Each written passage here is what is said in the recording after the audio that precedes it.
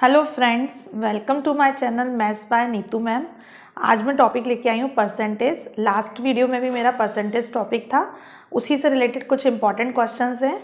और उससे पहले मैं आप लोगों से सॉरी बोलना चाहूँगी कि मेरी टाइम पे वीडियोस अपलोड नहीं हो पा रही हैं, क्योंकि आप लोग भी जानते हैं कि अभी फेस्टिवल सीज़न चल रहा है, तो वो थोड़ी सी प्रॉब्लम आ रही है वीडियो अपलोड करने पे। बट आप टेंशन फ्री रहिए, जैसे ही कोई भी एग्जाम्स कंडक्ट होता है उससे पहले मैं उससे रिलेटेड इंपॉर्टेंट क्वेश्चन जितने होंगे वो मैं आप तक पहुंचाऊंगी।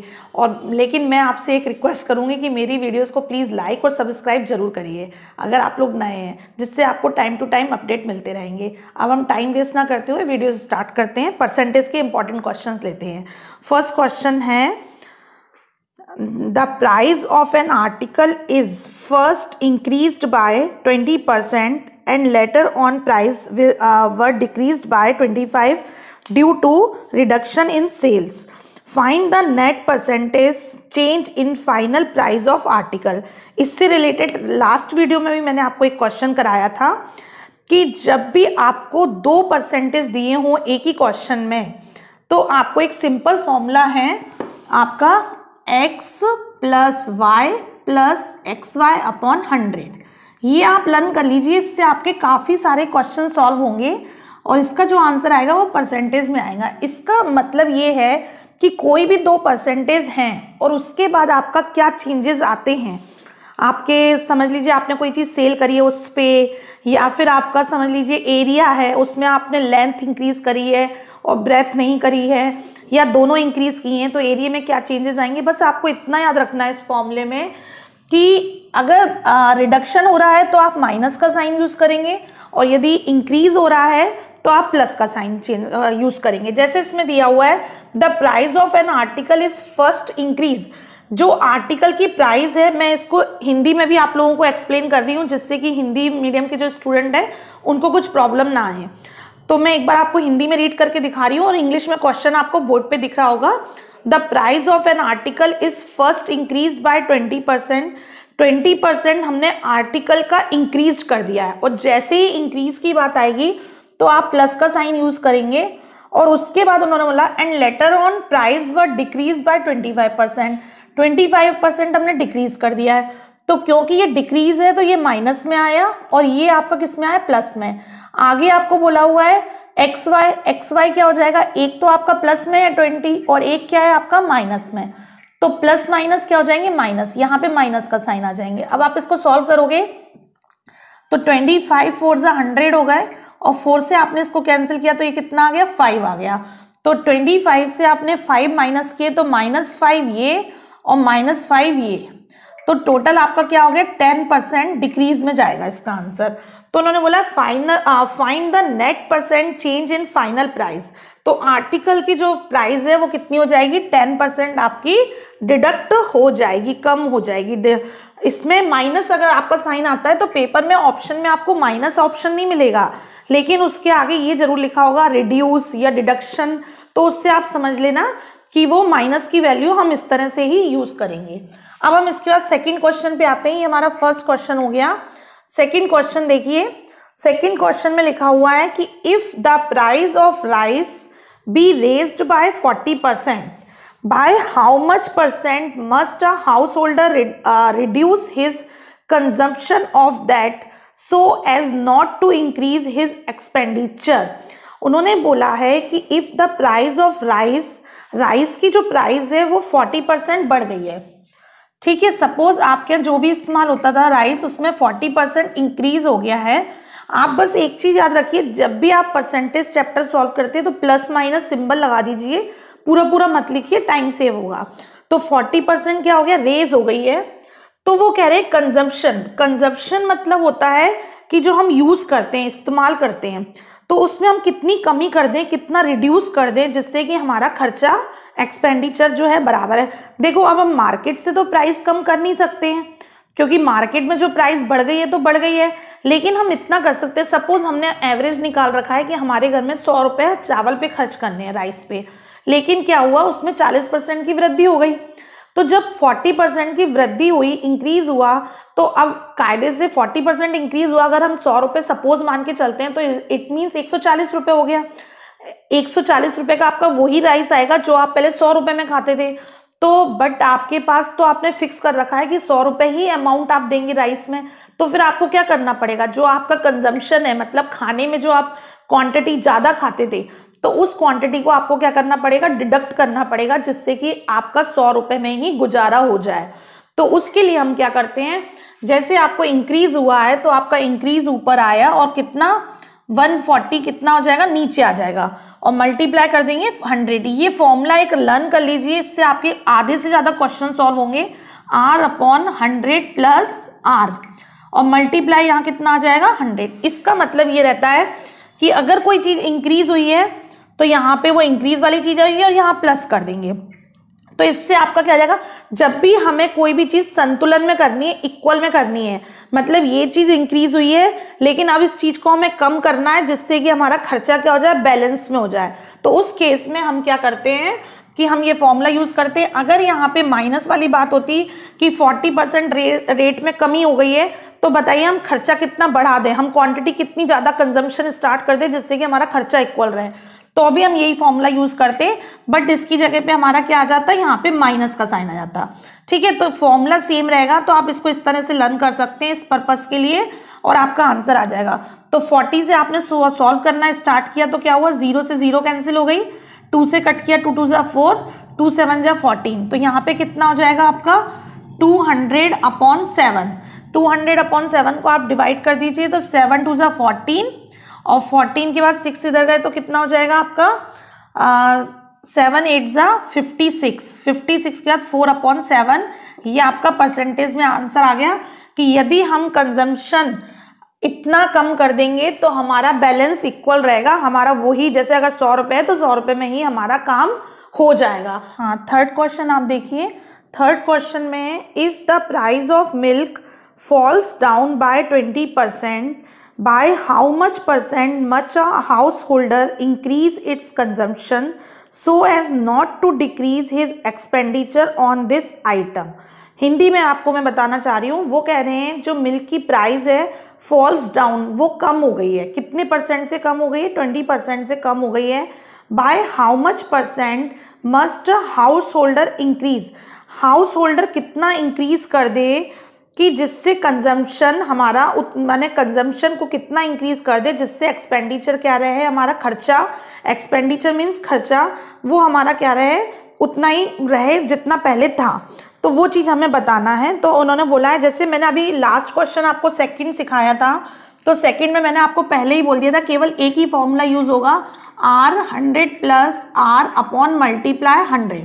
इसमें बस आपको इतना याद रखना है कि अगर डिक्रीज हो रहा है तो माइनस का केस लगाएंगे, इंक्रीज हो रहा है तो प्लस का केस लगाएंगे। तो इसमें 20% डिक्रीज बोल रहे हैं तो ऊपर हम 20% लिखेंगे, अपॉन में 20, 100 में से 20 सब्ट्रैक्ट किए तो कितना आ गया, 80 आ गया, और मल्टीप्लाई कितना लिखा अपन ने, 100। 20 से काटा 21 जा 20, 24 जा 80, और 4 से काटा तो ये कितना आ गया 25%। इस तरह से अगर हम सवाल करते हैं तो ये हमारा 2 सेकंड में क्वेश्चन सॉल्व हो जाता है। फॉर्मूले को अच्छे से याद रखिए, मैंने आपको पहले ही बोला है इस फॉर्मूले से रिलेटेड आपके बहुत सारे क्वेश्चंस बनते हैं, बट कंडीशन ये है कि आपको फॉर्मूले का यूज करना आना चाहिए, फॉर्मूला पुटअप करना आना चाहिए कि किस जगह पे हम कौन सा फॉर्मूला पुटअप कर सकते हैं। परसेंटेज चैप्टर मैंने कई स्टूडेंट को देखा बहुत टफ लगता है, बट परसेंटेज चैप्टर ऐसा नहीं है, आप कंसेप्ट अच्छे से क्लियर कर लीजिए क्या होता है। जैसे परसेंटेज रिमूव करते हैं तो अपॉन में 100 आता है, परसेंटेज अगर लाना है हमें वैल्यू तो मल्टीप्लाई 100 करते हैं। सबसे पहले आपके दिमाग में ये बात होना चाहिए कि कब हम 100 अपॉन में लिखते हैं और कब 100 हम मल्टीप्लाई में लिखते हैं। और जब कभी भी हमें किसी की परसेंट की वैल्यू बतानी होती है आउट ऑफ, तो आउट ऑफ दिमाग में रखो, टोटल वैल्यू नीचे आती है, और सपोज आपके 200 मार्क्स आए हैं 500 में से, तो 200 ऊपर लिखेंगे, 500 टोटल मार्क्स नीचे लिखेंगे और मल्टीप्लाई 100 करेंगे। तो इस तरह से कुछ कंसेप्ट आप अपने दिमाग में रख लीजिए, तो आप परसेंटेज आपको टफ नहीं लगेगा। ऐसे ऐसे बच्चे देखे गए हैं कि जो मैंने आता है उन्हें, लेकिन वो घबराते हैं, मैंने फोबिया टाइप से है कि नहीं हम नहीं कर पाएंगे, बट ऐसा नहीं है। आप 3-4 आपने अपने मन में कंसेप्ट अच्छे से रख लिया तो ये चैप्टर बिल्कुल टफ नहीं है। जैसे मैंने ये फॉर्मूला बताया ऊपर आपको बोर्ड में, ये फॉर्मूला बहुत सारी जगहों पे लगता है। अभी कंजम्पशन, इससे पहले भी हमने कुछ क्वेश्चन किए थे, उसमें भी मैंने बताया था कि यही लगेगा, क्योंकि क्या होता है कि इंक्रीज हो रहा है तो दूसरी तरफ से डिक्रीज का पूछ लेते हैं, कभी कि कितना कम कर दें, जैसे बोलते हैं कि उसकी सैलरी इतनी बढ़ गई है, तो बताइए उसकी सैलरी उससे कितनी कम है। सपोज मैंने बोला राम की सैलरी राज से इतनी ज्यादा है, तो राज की सैलरी राम से कितनी कम है, तो यही हो गया। तो कम लेस वाले में या इक्वल करने वाले में कि हम खर्चा कितना कम कर दें, तो आप ये समझिए, फॉर्मूले को समझना स्टार्ट करिए कि कोई भी एक चीज बढ़ रही है और दूसरी चीज कम हो रही है, तब हमारा ये वाला फॉर्मूला यूज होगा। और प्लस में दी हुई है वैल्यू तो नीचे प्लस का साइन आएगा, और माइनस में वैल्यू दी गई है तो माइनस का साइन आएगा, बस इतना ध्यान रखिए। और ये फॉर्मूला उसमें भी लगता है एरिया के केस में, जैसे रेक्टेंगल हुआ या स्क्वायर हुआ, तो उन्होंने बोला आपसे एरिया में कितनी वृद्धि हुई या कितना डिक्रीज हुआ, तो आप सिंपल बात याद रखिए, यही फॉर्मूला लगेगा। आप इससे भी निकाल सकते हैं। जब कंडीशन ये है कि जब वो ये दे रहे हो कि आप मैंने उन्होंने आपसे ये क्वेश्चन किया कि एक साइड को हमने 50% बढ़ा दिया लेंथ को, तो बताइए हम ब्रेथ कितनी कम करें कि जिससे कि एरिया में कोई भी अंतर नहीं आए, और तो ये एक फॉर्मूला लगेगा आपका। लेकिन यदि इन केस आपसे ये पूछा जाता है कि यदि लेंथ में 20% की वृद्धि कर दी और ब्रेथ में 25% का डिक्रीज कर दिया, तो बताइए एरिया पे क्या असर पड़ेगा। अगर ये वाली बात होगी तो मैंने आपको फॉर्मूला बताया था x + y + xy अपॉन 100, उस केस में वो फॉर्मूला लगेगा। और यदि अगर ये केस होता है कि दोनों चीजें इक्वल होती हैं कि 20% वृद्धि करी है और 20% डिक्रीज किया है, तो x² अपॉन 100 करके मैंने आपको फॉर्मूला बताया था, वो लगेगा। ये 3-4 फॉर्मूले आप अपने दिमाग में रखिए, परसेंटेज का आपका कोई क्वेश्चन बाहर नहीं जाएगा। और बाकी जो क्वेश्चंस हैं जो 3-4 बनते हैं परसेंटेज के, वो मैं आपको सारे आज बता रही हूँ। नेक्स्ट क्वेश्चन देखिए, इसके बाद ये इसका आंसर आ गया 25%। फोर्थ क्वेश्चन देखिए, फोर्थ क्वेश्चन में दिया हुआ है a student has to score 30% marks obtain to get through. एक स्टूडेंट को पास होने के लिए 30% मार्क्स चाहिए, परसेंट चाहिए, याद रखना। If he gets 30% marks and fails by 30 marks, then find the maximum marks set for the examination. वो कह रहे हैं कि स्टूडेंट है जिसको पास होने के लिए 30% मार्क्स चाहिए, यानी कि 30% क्या हो गया, उसका पासिंग हो गया, इधर हम लिख सकते हैं पासिंग मार्क्स। और उसके बाद उन्होंने बोला ये तो परसेंटेज में वैल्यू है, इन क्वेश्चंस को समझ लेना, इसमें ट्रिक्स काम आएगी और बहुत जल्दी सॉल्व हो गए, सिर्फ 2 सेकेंड 3 सेकेंड में। उन्होंने बोला 30% उसके पासिंग मार्क्स हैं, लेकिन जब उसको नंबर मिलते हैं तो 30 नंबर मिलते हैं और वो 30 नंबर से फेल हो जाता है। यदि उस 30 नंबर पे वो फेल हो गया, यदि उसको हम 30 नंबर और देते तो वो पास हो जाता। तो बात को समझने की कोशिश करिए, ये नंबर में है और ये परसेंटेज में है, कंफ्यूजन हटा देना। ये परसेंट है, यानी कि 30% की वैल्यू हो गई 60। 30% में वो पासिंग मार्क्स होता है और नंबर में देते हैं तो 60 में पास होता है, यानी कि 30% की वैल्यू क्या हो गई 60। अब उन्होंने बोला है हमसे क्वेश्चन में कि मैक्सिमम मार्क्स बताइए कितने हैं उसके एग्जामिनेशन में। तो मैक्सिमम मार्क्स कितने हैं, हमारा हमेशा पेपर कितने का होता है, 100% का मानते हैं। तो हम क्या करेंगे, यहाँ पे 30% की वैल्यू 60 है, तो सपोज हम 1% की वैल्यू निकालेंगे तो ये 30% इसके अपॉन में आएगा, और हमें किसकी वैल्यू चाहिए, 100 की चाहिए, तो 100 का हम मल्टीप्लाई करें। बस आप इस स्टेप को दिमाग में रख लीजिए, आपका कभी भी सवाल रॉन्ग नहीं होगा। जो भी परसेंट की वैल्यू इक्वल है उसको आप डिवाइड दे दिया करें, और 100% निकालना होता है तो 100 से मल्टीप्लाई कर दीजिए, आपका आंसर आ जाएगा। मैंने पहले ही लिख दिया, पासिंग मार्क्स परसेंटेज के रूप में 30 था और नंबर के रूप में कितना था, 60 था। तो 30% की वैल्यू अगर 60 हुई तो 100% की कितनी होगी, 30 से डिवाइड और मल्टीप्लाई। ये हम बचपन में सीखते थे, यूनिटरी मेथड, बस वही चीज यूज कर रहे हैं। 3 1 जा 3, 3 2 जा, यानी कि पेपर कितने नंबर का हो गया हमारा, 200 मार्क्स का हो गया। ये हमारे मार्क्स आ गए, मैक्सिमम मार्क्स। ठीक है, नेक्स्ट क्वेश्चन हम देखते हैं। फिफ्थ क्वेश्चन देखिए, फिफ्थ क्वेश्चन है a candidate scores 25% and fails by 60 marks. क्या समझ में आया कि एक कैंडिडेट को कितने परसेंट मिले, 25% मिले हैं, और वो 60 मार्क्स से क्या हो गया, फेल हो गया। इसका मतलब क्या हुआ कि 25% में यदि उसको 60 मार्क्स और मिल जाते तो वो पास हो जाता। उसके बाद उन्होंने बोला while an another candidate who score 50%, एक अनदर कैंडिडेट है उसको 50% स्कोर किया और gets 40 marks more than the minimum required, जितने उसको रिक्वायरमेंट थी उससे उसको 40 मार्क्स ज़्यादा मिले हैं। यदि 50% में से 40 मार्क्स निकाल देती हूँ मैं, तो वो पासिंग आ जाएगा। मैंने दोनों की पासिंग वैल्यू लिख ली है, जो उनकी पासिंग है वो मैंने लिख दी है। क्या कि एक को कैंडिडेट को 25% मिले और वो 60 मार्क्स से फेल हो गया। यदि 25% को 60 दे देती तो वो पास हो जाता, और एक को 50% मिला लेकिन उसको 40 मार्क्स पासिंग से ज़्यादा है। यदि 50 वाले से मैं 40 मार्क्स ले लेती तो भी वो पास हो जाता। तो अब मैं क्या करूँगी, परसेंट को परसेंट के साथ सॉल्व करूँगी, नंबर को नंबर के साथ। तो ये 40 मार्क्स को मैं 60 के पास ले आई तो ये कितने बन गए, 100 बन गए, क्योंकि माइनस इधर आके प्लस हो जाएगा 100, और 25 को 50 से जाके माइनस कर दूंगी तो 20, क्योंकि प्लस की है उधर जाके वैल्यू माइनस हो जाएगी। अच्छा, एक भी याद रखना, ये इसके साथ यूज नहीं हो सकता है क्योंकि ये परसेंटेज में है और ये किस में, नंबर में है। कभी भी परसेंटेज को नंबर के साथ सॉल्व नहीं करना। अब हमने इधर सॉल्व किया तो ये कितना आ जाएगा, 50 माइनस 25 किया तो कितना आ गया 25%, और इधर कितना आ गया 100, यानी कि 25% की वैल्यू हो गई 100।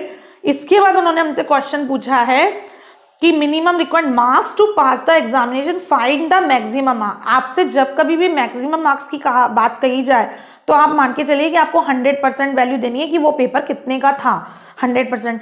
तो 100% यदि 25% की वैल्यू 100 है तो सीधी सी बात है 25 में 4 का मल्टीप्लाई करेंगे तो ये 100 बन जाएगा। तो इधर अगर आपने इस साइड 4 का मल्टीप्लाई किया तो इस साइड भी 4 का करिए, यानी कि 400 आंसर आ गया। क्योंकि जब कभी भी हम मल्टीप्लाई करते हैं तो बोथ साइड करना होता है, एक साइड हम अपने मन से कुछ भी नहीं कर सकते। अगर आप डिवाइड दे रहे हैं तो भी आप बोथ साइड दीजिए और मल्टीप्लाई कर रहे हैं तो भी बोथ साइड करिए। तो अब इसका आंसर आ गया, मैक्सिमम मार्क्स कितने थे, 400 थे। नेक्स्ट क्वेश्चन पे आइए, 6 क्वेश्चन पे। In an examination 20% of total number of student failed in history. 20% student हैं जो फेल हो गए हैं हिस्ट्री में। टोटल हमारे कितने होते हैं, 100% होते हैं हर चीज में, ये बताने की जरूरत नहीं है। उसके बाद बोला 20% हुए हिस्ट्री में, फिर बोल रहे हैं 15% हो गए टोटल स्टूडेंट का हिंदी में, ये हिंदी में फेल हो गए, ये हिस्ट्री में फेल हुए हैं। और बोला कि 5% ऐसे हैं जो total number of students failed in both, 5% दोनों में फेल हो गए। तो find the percent of student who passed in both subject. हमें बताना है ऐसे कितने बच्चे हैं जो दोनों सब्जेक्ट में पास हुए हैं। तो इसके लिए एक फॉर्मूला होता है, मैं आपको बता रही हूँ, इजी फॉर्मूला है सबसेट का, आप लोगों ने 9th क्लास में पढ़ा होगा। Number of A number of B minus number of A intersection B. अगर यूनियन की बात होती है तो यहाँ यूनियन भी आ सकता है। इसका मतलब क्या है वो मैं आपको समझा देती हूँ। बोथ वाली जब बात होती है तो बोथ का मतलब होता है इंटरसेक्शन। इसमें क्या रहता है, एन नंबर ऑफ ए का मतलब है कि 20% ऐसे हैं जो हिस्ट्री में पास हुए, बी का मतलब हो गया 15% ऐसे हैं जो हिंदी में पास हुए, लेकिन कुछ बच्चे ऐसे हैं जो दोनों में पास हुए। अभी फेल की बात चल रही है तो 20% ऐसे हैं जो हिस्ट्री में फेल हुए, 15% ऐसे हैं जो हिंदी में फेल हुए, और 5% ऐसे हैं जो दोनों में फेल हुए। तो हमारे ये कॉमन है क्योंकि बोथ लिखा है, बोथ का मतलब है वो हिंदी में भी मौजूद है और हिस्ट्री में भी मौजूद है। तो उनको फिर हम एक बार ही सब्ट्रैक्ट करेंगे क्योंकि कॉमन चीजें हैं, दोनों में है। तो कितना हो जाएगा 20 प्लस 15 35 माइनस 5 कितना हो गया 30। तो 30% का मतलब है ये ऐसे बच्चे हैं जो फेल हैं, ठीक है। अब उन्होंने बोला है आपको क्या बताना है, 30% बच्चे फेल हैं, लेकिन कैसे हैं ये फेल, चाहे वो एक में फेल हो चाहे वो दो में फेल हो, मतलब कुल मिला के वो फेल है, चाहे वो हिस्ट्री में हो चाहे वो हिंदी में हो चाहे वो दोनों में हो। हमने फेल बच्चों को छांट के अलग कर दिया कि टोटल क्लास में कितने फेल बच्चे हैं। तो टोटल क्लास में फेल बच्चे कितने हैं, 30% है। जब 30% फेल बच्चे हैं तो पास कितने हुए, सीधी सी बात है, टोटल 100 होते हैं। मैंने आपको पहले ही बोला था जब 30% फेल निकल गए तो 70% ऐसे हैं जो दोनों में पास हैं। तो हमारा आंसर कितना आ गया 70%। इस फॉर्मूले को नोट डाउन कर लेना कि जब अब यहाँ पे हम इंटरसेक्शन की जगह हम यूनियन भी यूज कर सकते थे। यूनियन का साइन होता है एन ए यूनियन बी, ठीक है, ए यूनियन बी, और इसको मैं इसका इंटरसेक्शन को हम बोलते हैं सर्वनिष्ठ और इसको बोलते हैं हम संघ। इसका मतलब ये होता है कि ए माने जैसे समझ लो हिस्ट्री और इसकी बात होती तो इसका इस साइन का मैं आपको मतलब समझा देती हूँ। इस साइन का मतलब है कि दोनों चीजें, ये भी वो भी और दोनों, माने जैसे हिस्ट्री में फेल है और हिंदी में फेल है और दोनों में फेल है, तो ये उसकी वैल्यू होती है। और जबकि यहाँ पे इसका मतलब ये होता है दोनों में जो कॉमन हो, माने हिंदी में भी फेल हो और हिस्ट्री में भी फेल हो, दोनों में फेल हो, तो ये उसका साइन होता है। इसको बोलते हैं हम क्या बोलते हैं, इंटरसेक्शन बोलते हैं, और हिंदी में इसको क्या बोला जाता है, संघ बोला जाता है, और इसको सर्वनिष्ठ और यूनियन बोलते हैं। ठीक है, तो ये फॉर्मूला आप नोट डाउन कर लीजिएगा। हाँ, 7th क्वेश्चन में a number which when increased by 16% become 1914 find the number. इसमें क्या बोल रहे हैं, जब कोई नंबर 16% से बढ़ जाता है, इंक्रीज हो जाता है, तो वो नया नंबर क्या बन जाता है, 1914। तो मैं आप लोगों को एक बात बताना चाहूंगी, जब भी इंक्रीज या डिक्रीज वाली बात आएगी तो बिल्कुल आपको सोचना नहीं है। अगर इंक्रीज बोला है तो आप 100 में प्लस कर दीजिए, और डिक्रीज बोला है तो 100 में माइनस कर दीजिए, और वो जो वैल्यू दी गई है वो उसके इक्वल में लिख लीजिए। तो यहाँ पे आपने क्या किया, जैसे आपको इन्होंने बोला हुआ है 16% इंक्रीज हुआ है, तो यानी कि 116% की वैल्यू क्या हो गई, 1914 हो गई। और उन्होंने कहा है कि 100% मैंने नंबर बताइए, नंबर को हम 100% मानते हैं, तो 1914 डिवाइडेड बाय क्या हो जाएगा, 116 मल्टीप्लाई 100। सिंपल तरह से क्वेश्चन करिए, टाइम सेव करिए। अगर डिक्रीज की बात आए तो डिक्रीज करके भी यहाँ पे लिखिए, और यहाँ पे वो वैल्यू लिखिए जो वैल्यू उन्होंने दी हुई है।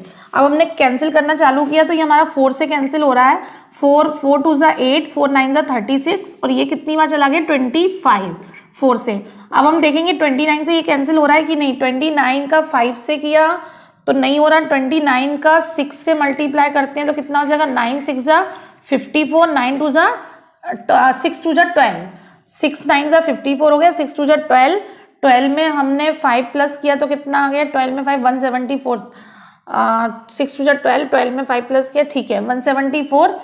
तो यहाँ पे ये इससे ऊपर तो जाएगा नहीं क्योंकि बड़ी है संख्या, तो यहाँ 6 जा आ गया, और फिर 191 में से 174 सब्ट्रैक्ट किया तो 7 आया, और यहाँ पे 1 आया, और फिर आगे कितना लिखा है, 174 लिखा है, यानी कि 6 टाइम्स और चला जाएगा, करने की जरूरत ही नहीं है। तो यानी कि 60 से ये 29 से पूरा कैंसिल हो गया, 66 मल्टीप्लाइड बाय क्या बचा है, 24। ठीक है, अब मैं आपको एक चीज, मैं बीच बीच में जहां भी ट्रिक आएगी तो मैं आपको बोलूंगी, प्रेफर करूंगी कि आप ट्रिक यूज किया करो। और यदि आप लोगों ने मल्टीप्लिकेशन की मेरी वीडियोस नहीं देखी है तो आप डिस्क्रिप्शन में लिंक दी गई है, उन वीडियोस को देखना, आपको बहुत अच्छी अच्छी मल्टीप्लिकेशन की ट्रिक्स मिलेंगी। यहाँ पे भी वही हो रहा है कि मल्टीप्लिकेशन की ट्रिक आ रही है। अब जैसे मुझे इसको 25 को मल्टीप्लाई करना है, तो मैं 25 से मल्टीप्लाई करने में टाइम ज़्यादा वेस्ट होगा, कंपेरेटिवली मैं इसको डिवाइड कर दूँ। तो 25 कैसे बनता है, 25 बनता है जब हम 100 को 4 से डिवाइड करते हैं तो 25 बनता है। तो बस मैं यहाँ पे क्या करूंगी, 25 की जगह पे 100/4 लिख दूंगी, क्योंकि मुझे ये 4 से सीधे सीधे कैंसिल होता हुआ दिख रहा है। तो 4 से मैंने जब कैंसिल किया तो 4 1 जा 4 हो गया, 4 से नहीं हो रहा, 2 से हो रहा है, तो फिर वहां डेसिमल, लेकिन हम 4 से करते हैं। 4 से किया, 4 1 जा 4, 2 इसके पास गए, 4 6 जा 24 हो गए, 4 1 जा 4, 4 के बाद देखिए 2 रिमेनिंग आया, 2 इसके पास गया, 26 हो गया, तो 4 6 जा 24 आया, फिर 2 आया, फिर 2 में 0 पुट किया हमने, तो 4 कितना हो गया हमारा, 2 के पास 0 5 आ गया, 16.5, और 16.5 का जब उससे मल्टीप्लाई करेंगे तो ये कितना आ जाएगा, 1650। ये हमारा आंसर आ गया, यानी कि क्या हो गया, आपके 100% की वैल्यू कितनी हो गई, 1650। अब नेक्स्ट क्वेश्चन पे आते हैं, 8th। If due to 10% decrease in the price of sugar, Ram can buy 5 kg more sugar in 100 rupees, then the find actual price of sugar। अब देखिए इस क्वेश्चन को ध्यान से सुनिए, मैं पहले एक बार हिंदी में एक्सप्लेन कर देती हूँ आप लोगों को। उन्होंने बोला है कि यदि due to 10% decrease in the price of sugar, यदि हम शुगर की प्राइस में 10% डिक्रीज कर देते हैं। मैंने जब ये वीडियो स्टार्ट करी थी तो भी मैंने इसी से रिलेटेड क्वेश्चन दिए थे, डिक्रीज और इंक्रीज के, कि कंजम्पशन पे कितना हम कंजम्पशन को कम कर दें या बढ़ा दें जिससे कि हमारा खर्चा इक्वल रहे, हमारा कुछ भी अंतर नहीं आए। तो इसमें क्या हो रहा है कि वो ही सवाल है, लेकिन इस सवाल में उन्होंने एक कंडीशन दे दी है हमें कि राम कैन बाय, राम खरीद सकता है 5 kg मोर शुगर 100 रुपीज में। ये एक कंडीशन इन्होंने नहीं दे दी है हमें, अभी तक हमें कंडीशन नहीं दी थी। अभी तक ये बोला था कि 20% अगर बढ़ गया है तो बताइए हम कंजम्पशन कितना कम कर दें कि हमारे एक्सपेंडिचर्स इक्वल रहें, लेकिन इस सवाल में उन्होंने ये ऐसा कुछ नहीं बोला। वो कह रहे हैं कि 10% डिक्रीज हुआ प्राइस में, तो अब क्या हुआ कि 100 रुपीज में पहले जितनी भी शुगर आती थी अब उससे 5 किलो ज्यादा आ रही है। तो आपको क्या बताना, एक्चुअल प्राइस। इसमें उन्होंने परसेंटेज हमसे पूछा ही नहीं, उन्होंने एक्चुअल प्राइस पूछा है। तो मैं इस सवाल को आपको दो तरीके से बता रही हूँ, एक आपको मेथड से बता रही हूँ, एक आपको मैं ट्रिक से बता रही हूँ। देखिए इस क्वेश्चन में क्या करते हैं कि आपको बोला गया है 10% डिक्रीज हो गया, तो हम मान लेते हैं पहले जो हमारी प्राइस थी एक्स थी, एक्स रुपए हमारी मान लेते हैं एक्चुअल प्राइस थी, ठीक है। अब क्या हुआ, जब एक्स रुपए एक्चुअल प्राइस थी तो इसमें डिक्रीज हो गया, कितना डिक्रीज हुआ है 10%। तो मैंने आपको हमेशा सिखाया हुआ है कि सीधे डायरेक्ट सॉल्व करा करो, मैं फिर भी आपको लंबे तरीके से बता रही हूँ। डायरेक्ट सॉल्व करोगे तो कितना आ गया 9/10 आ जाएगा, क्योंकि x आपका क्या हुआ, x में 10% का डिक्रीज हुआ तो कितना हो गया 9x/10 हो गई, नई न्यू प्राइस आपकी। ये क्या हो गई, न्यू प्राइस हो गई, और ये आपकी पुरानी प्राइस थी, ठीक है। अब उसके बाद उन्होंने बोला, ये 8th नंबर का क्वेश्चन है, तो उसके बाद उन्होंने बोला कि 100 रुपीज में आप 5 मोर देन 5 ज्यादा आती है, माने 5 kg शुगर आपको ज्यादा मिल रही है, ठीक है। तो यानी कि पहले 100 रुपए में कितनी शुगर आती थी, पहले 100 रुपए में आती थी आपकी ये एक्स शुगर आती थी, ये आपकी पहला आ गया, कितनी क्वांटिटी आई, क्योंकि हमारे पास 100 रुपए है, यदि हम एक्स रुपए से डिवाइड देंगे तो हमारे पास क्वांटिटी आ जाएगी कितने किलो आती थी। तो ये हमारी पहले की क्वांटिटी हो गई, लेकिन जो अब की क्वांटिटी है उसमें पुरानी अगर हम क्वांटिटी माइनस करते हैं तो हमें 5 kg मिलता है। क्वेश्चन को ध्यान से समझना, उन्होंने ये बोला है कि अब जो हमारी प्राइस है उसमें हम 100 रुपए में 5 kg ज्यादा ले सकते हैं। तो पहले हम 100 रुपए में x लेते थे, अब हम 100 रुपए में कितनी ले रहे हैं, तो हमारे इसमें हम जब डिवाइड देंगे 100 में 9x/10 का, तो 9x नीचे ले जाएंगे और 10 ऊपर चला जाएगा। तो ये हमारा अब आ रही है, ये क्वांटिटी हमारी अब आ रही है, ये अभी की क्वांटिटी है और ये पहले की क्वांटिटी है, और दोनों में अंतर कितना है 5 kg का है। तो जब हमने इसको सॉल्व किया तो ये कितना हो गया 1000/9x और ये 100/x हो गया, और जब हमने एलसीएम लिया तो 9x नीचे आएगा और ये 1000 माइनस यहाँ पे 900 हो जाएगा। 1000 माइनस 900 करेंगे और इजिकल टू 5, तो यहाँ पे कितना आ जाएगा हमारा, माइनस करने में 100 आ जाएगा, 100 इजिकल टू हो जाएगा 45। यहाँ पे माइनस करने पे कितना आया 100 आया, और यहाँ पे कितना हो जाएगा 45, ये मल्टीप्लाई में पहुंच जाएगा, 9 5 जा 45। या आपको ऐसा भी नहीं करना है तो आप एक काम करिए, 5 को नीचे ले आइए, 9 × 5 और x को इधर ले जाइए, 5 से कैंसिल किया, 5 2 10 0, 20/9। अब 9 से डिवाइड दिया तो कितना हो जाएगा 9 2 18, 2 2/9। आपको क्या हो जाएगा, आपका ये पूछा क्या था इन्होंने कि ये बताइए कि कितनी क्वांटिटी पहले आती थी, तो ये आपके पास आ गई कि पहले कितनी क्वांटिटी थी, एक्चुअल प्राइस पूछी, ये आपके पास प्राइस आ गई, सॉरी ये आपके पास क्या आई, प्राइस आई है, ठीक है। अब देखो ये तो आपने किससे किया है, मेथड से किया। मेथड मैंने समझा दिया कि आपको जिससे क्वेश्चन समझ में आ जाए। कभी कभी ऐसा होता है बच्चों को क्वेश्चन समझ में नहीं आता है, तो ये केवल मेथड जो मेरा था वो क्वेश्चन समझाने के लिए था। इसको अब आप ट्रिक से कैसे कर सकते हैं, तो आप याद करिए, मैंने आपको वीडियो स्टार्ट करने से पहले ही एक ट्रिक बताई थी कि आपका फॉर्मूला क्या था, R/100 करके था, माइनस प्लस का। तो इसमें क्या बोल रहे हैं ये लोग, 10% डिक्रीज हो रहा है, तो R की वैल्यू हो जाएगी 10, और डिक्रीज हुआ है तो यहाँ पे कितना आ जाएगा, 100 माइनस 10 किया तो 90 आ गया। बस आपको इतना याद रखना है कि अब इन्होंने ये हमसे बोला है कि 100 रुपए में 5 kg ज्यादा आता है, तो बस 100 रुपए को आप इधर लिख दीजिए और 5 kg जो ज्यादा आता है वो लिख दीजिए, आपका आंसर आ जाएगा। आपने इसको सॉल्व करना स्टार्ट किया, 0 से 0 कैंसिल हो गया, 5 से काटा तो ये कितना गया, 5 2 10 0, ये आपका आ गया 20/9, यानी कि 2/2/9 रुपए आपका आंसर आ गया। सेम टू सेम वही चीज थी, बस आपने क्या कर दी, इसमें 100 रुपीज में कितना ज्यादा आया वो मेंशन कर दिया। 9th question, in an election contested by 2 candidates, one candidate got 30% of total votes and still lost by 500 votes. Then find the total number of votes casted. आपको ये बताना, उन्होंने बोला है इलेक्शन में 2 कैंडिडेट थे, एक को 30% मिला टोटल वोट्स का and still lost by 500 vote. अब उन्होंने कहा है कि जिसको 30% मिला, ठीक है, और एक को कितना मिला होगा, नेचुरली 70% मिला होगा, क्योंकि 2 ही लोग थे, तो हमारा 100% होता है, ये आपको शुरू से मालूम है। 100 में से अगर 30% चला गया तो बचा कितना हमारे पास 70% 100 में से। तो उन्होंने बोला है कि कितना स्टिल लॉस्ट, यानी कि दोनों के बीच में अंतर कितने का आया, 70 माइनस 30% इज इक्वल टू कितना आ गया, 500 वोट आ गया, क्योंकि एक जीतने वाले को 70 मिला, हारने वाले को 30 मिला, और दोनों का डिफरेंस कितना है, 500 का, यानी कि 40% की वैल्यू हो गई 500 वोट्स की हो गई। ठीक है, अब उन्होंने हमसे पूछा है कि then find the total number of votes casted, कितने डाले गए। तो 40% अगर ये है तो 100% कितना होगा, सिंपल सा है, 500 लिखो अपॉन 40 लिखो और मल्टीप्लाई 100 कर दो। तो हमने 100 किया तो 0 से 0 कैंसिल, और इससे काटा तो इससे क्या हो जाएगा हमारा 4 1 जा 4 और 25 आ गया। तो 25 आया तो इसका इससे मल्टीप्लाई किया तो 1250 हमारे टोटल वोट्स हो गए। नेक्स्ट 10th क्वेश्चन देखिए, 10th क्वेश्चन में दिया हुआ है the population of A town is 352800, यानी कि 3,52,800 है। If it increases at the rate of 5% per annum, then what will be its population 2 year hence, also find the population 2 year ago। हमें इसमें 2 साल बाद और 2 साल पहले दोनों की बतानी है। तो सबसे पहले मैं आपको बताना चाहूंगी कि इसमें CI का जो फॉर्मूला होता है वो लगता है।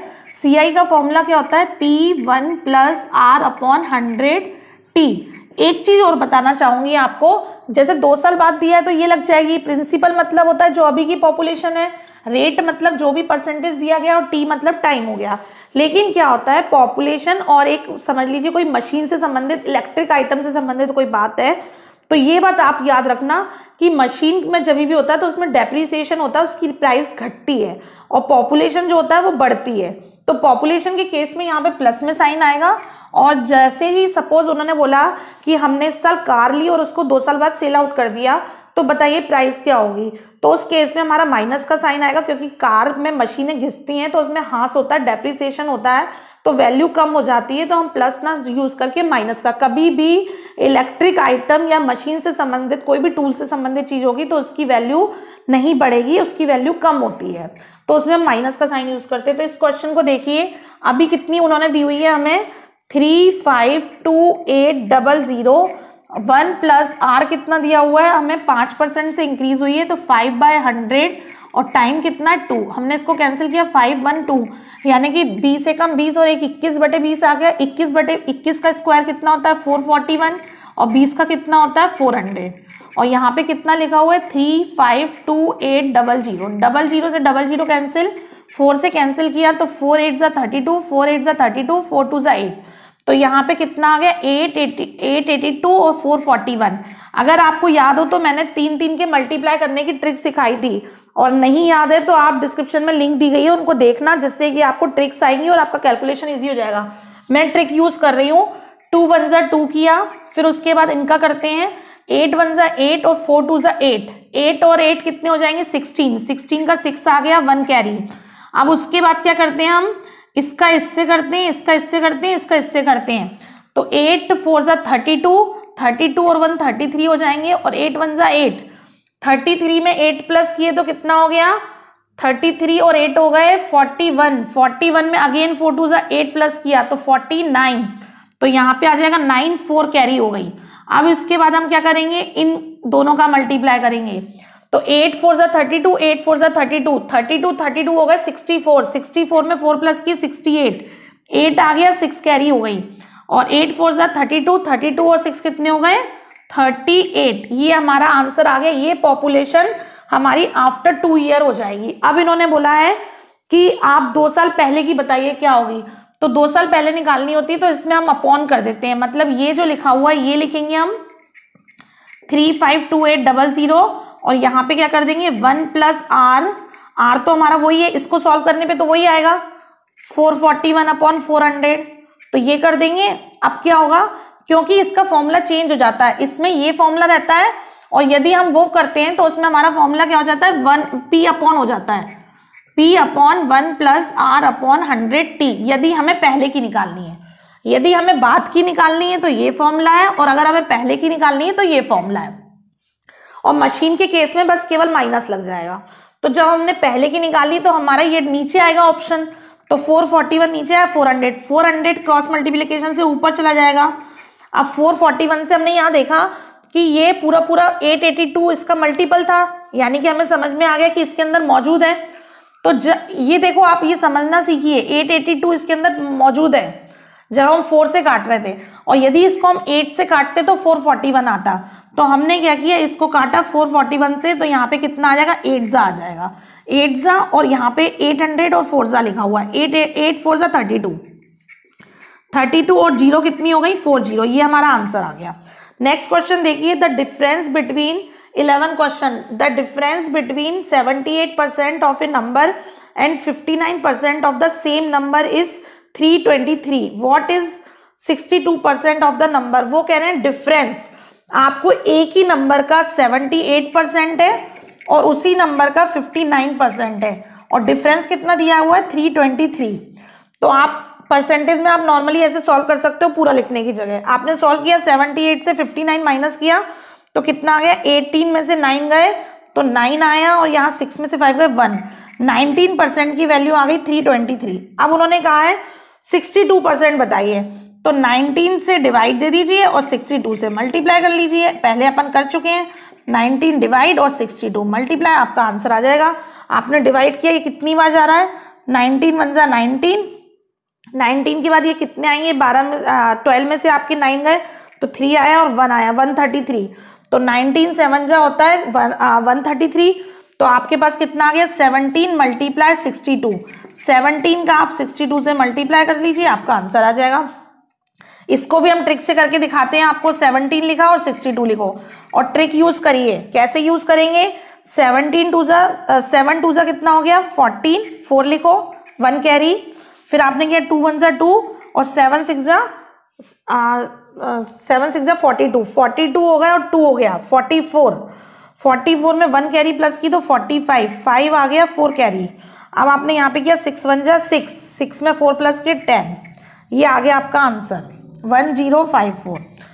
नंबर 12 में दिया हुआ है क्वेश्चन, आप ध्यान से सुनना। If length and breadth of a rectangle became half and double respectively then what will be the area. Area क्या होगा, उन्होंने बोला है कि लेंथ को हमने हाफ कर दिया, यानी कि कितनी बची है हमारे पास 50%, और हाफ कर दिया, और क्या किया हमने, उसको क्या कर दिया हमने, डबल कर दिया रिस्पेक्टिवली।